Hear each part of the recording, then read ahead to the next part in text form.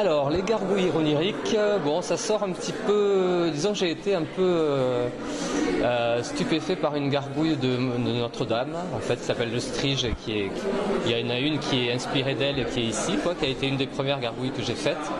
Et en fait, voilà, c'est ce qui m'a étonné, c'est un peu l'attitude de ces personnages qui regardent la turpitude des hommes, toutes les bassesses et au contraire parfois la générosité de l'homme.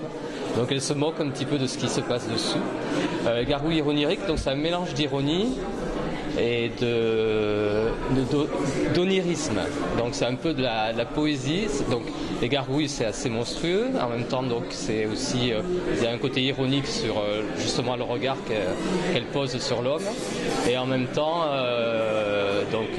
l'onirisme c'est le côté poésie, le côté malgré parfois on peut dire qu'elles sont monstrueuses, mais il y a un côté quand même de personnages assez apaisés, doux, et du coup qui peuvent entraîner vers une imagination.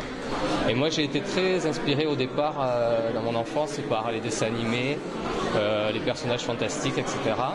Et je trouve que les gargouilles un petit peu concilient les deux, et en plus on peut rajouter avec le papier journal pas mal d'actualités, de ce qui se passe aujourd'hui, hier ou demain. Et puis voilà, de la poésie, de l'humour et du voyage. Et au niveau de est-ce qu'il y a une satirique au niveau de l'utilisation des papiers journaux et de leur écriture?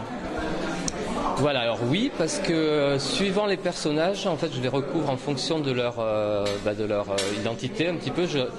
Je leur donne un quatrième sens, quoi, en plus des formes, de ce qu'on voit.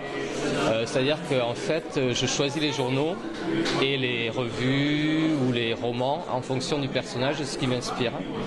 Donc, il y en a certaines, par exemple, il y en a une qui ressemble un petit peu à un diable.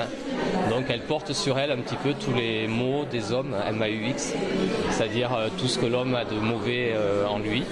Donc, mais avec un regard quand même bienveillant et puis un peu détaché, quoi. Une forme d'humour, quoi, sur ce qu'on peut être. Merci. Avec plaisir.